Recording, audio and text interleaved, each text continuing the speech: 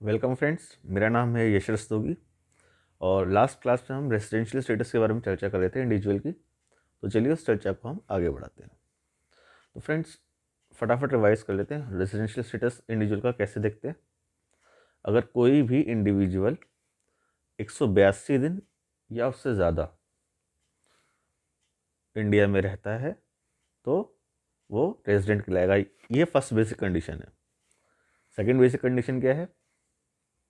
कोई भी इंडिविजुअल अगर 60 दिन या उससे ज़्यादा इंडिया में रहता है ड्यूरिंग द प्रीवियस ईयर, ठीक है, यानी कि फाइनेंशियल ईयर, ठीक है, और उसके जिस साल का हम रेसिडेंशियल स्टेटस निकाल रहे हैं उस साल से पिछले 4 प्रीसीडिंग फाइनेंशियल ईयर्स हैं, उसमें अगर वो 365 दिन या उससे ज़्यादा रहता है तो भी उसे हम रेजिडेंट मानेंगे, यानी कि ये सेकेंड बेसिक कंडीशन है, ठीक है। तो फर्स्ट, और अगर कोई भी इंडिविजुअल अगर इन दोनों में से कोई सी भी कंडीशन, फर्स्ट या सेकेंड, दोनों में से कोई सी भी कंडीशन अगर फुलफिल कर लेता है तो वो रेजिडेंट कहलाया जाता है, ठीक है। और अगर वो दोनों में से कोई भी फुलफिल नहीं कर पाता तो वो नॉन रेजिडेंट कहलाता है, ठीक है। अब अगर रेजिडेंट में दो पार्ट किए गए हैं, एक रेजिडेंट एंड ऑर्डिनरी रेजिडेंट और एक resident but not ordinary resident, ठीक है। अब अगर दो एडिशनल कंडीशनें दे रखी हैं, जो अगर वो भी फुलफिल कर लेता है रेजिडेंट तो वो रेजिडेंट एंड ऑर्डिनरी रेजिडेंट कहलाएगा।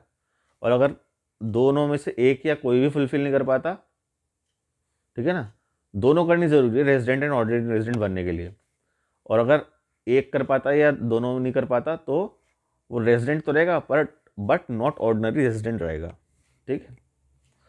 तो दो कंडीशनें क्या थी कि पहले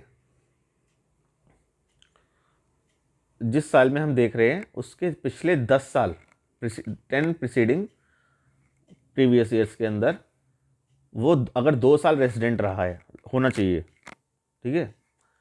और दूसरी एडिशनल कंडीशन ये है कि अगर वो पर्सन पिछले जिस साल का हम देख रहे हैं रेसिडेंशियल स्टेटस उससे पिछले 7 साल के अंदर 730 दिन या उससे ज़्यादा इंडिया में रहा है, ठीक है। तो ये अगर दोनों कंडीशनें सेटिस्फाई कर देता है कोई इंडिविजुअल तो वो रेजिडेंट एंड ऑर्डिनरी रेजिडेंट कहलाएगा। बट अगर इन दोनों कंडीशन इनमें से एक कर पाता है, दूसरी नहीं कर पाता, या फिर कोई भी नहीं कर पाता इन दोनों में से, तो रेजिडेंट तो कहलाएगा क्योंकि वो बेसिक कंडीशन पास कर चुका, but not resident but not ordinary resident कहलाएगा, ठीक है। अब इन चीज़ों को हम एग्जाम्पल्स की मदद से थोड़ा सा समझते हैं।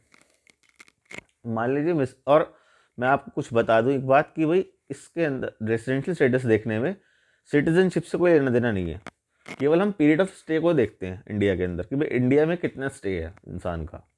रेसिडेंशियल स्टेटस केवल पीरियड ऑफ स्टे के ऊपर निकाला जाता है, ना कि इंडियन सिटीजनशिप है या फॉरेन सिटीजनशिप है, उससे कोई लेना देना नहीं है इसका, ठीक है। और 24 आवर को 1 डे माना जाता है।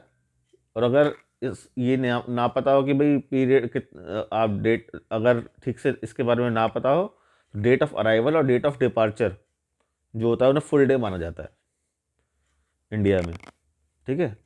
जिस दिन वो आया और जिस दिन वो गया इंडिया से, वो उसको दोनों को कंप्लीट डे माना जाता है, काउंटिंग करते हैं जब, ठीक है। तो चलिए आगे बढ़ते हैं, जैसे कि एग्जांपल ले लेते हैं। मान लीजिए मिस्टर ए हैं, अब वो 190 दिन इंडिया में रहे हैं, ठीक है। तो वो रेजिडेंट पहली बेसिक कंडीशन में फॉल कर गए तो वो रेजिडेंट कहलाएंगे।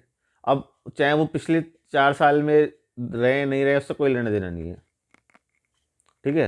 उन्होंने फर्स्ट बेसिक कंडीशन फुलफिल कर लिया, अगर 182 दिन या उससे ज़्यादा रह लिए तो पिछले सालों का कोई लेना देना नहीं है, देखना, वो रेजिडेंट कहलाएंगे, ठीक है। पिछले 4 सालों को देखने का वो अगर मान लीजिए अब दूसरा एग्जाम्पल लेते हैं, ठीक है। मान लीजिए मिस्टर बी हैं, मिस्टर बी जो है वो केवल 175 दिन रहे हैं इंडिया में, ठीक है। अब 182 दिन से कम रह गए, तो फर्स्ट बेसिक कंडीशन तो फुलफिल नहीं हुई। अब 175 दिन रहे हैं, अब 60 दिन से ज़्यादा रहे हैं, ठीक है।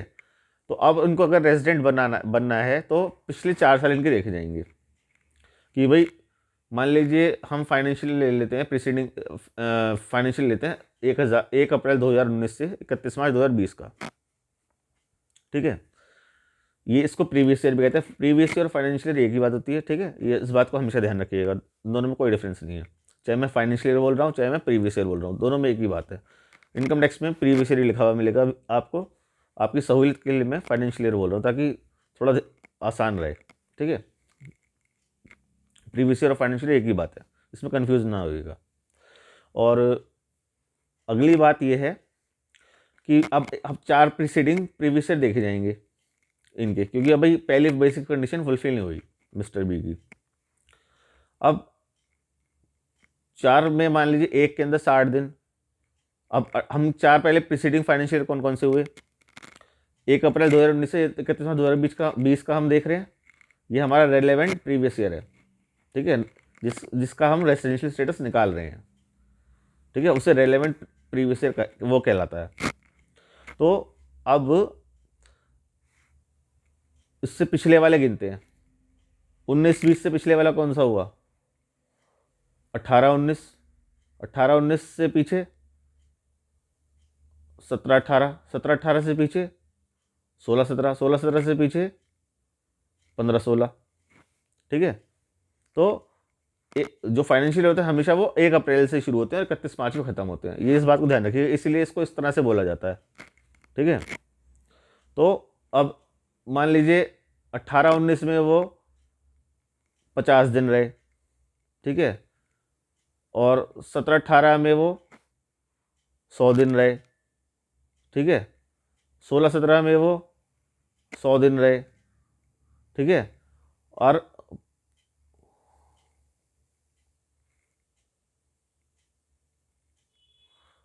15-16 में वो 100 दिन रहे मान लीजिए। तो कितने दिन हो गए, 350, तीन वो हो गए और 50 वो, 350 दिन हो गए। तो अगर वो 365 दिन पूरे नहीं कर पाते तो वो सेकंड बेसिक कंडीशन में भी फुलफिल नहीं करेंगे, वो नॉन रेजिडेंट कहलाएंगे, ठीक है। और अगर मान लीजिए वो 365 दिन पूरे कर लेते हैं, मान लीजिए 100 की जगह वो 120 दिन रहे, तो कितने होगा, 370 दिन, 365 दिन उन्होंने फुलफिल कर लिया, तो वो रेजिडेंट कहलाएंगे फिर, क्योंकि उन्होंने बेसिक कंडीशन को, सेकंड वाली बेसिक कंडीशन जो है उसको फुलफिल कर लिया कि भाई 60 दिन प्रीवियस ईयर में रहे, 175, 60 दिन से ज़्यादा रहे, 175 दिन रहे, और 370 दिन उन्होंने कर लिए।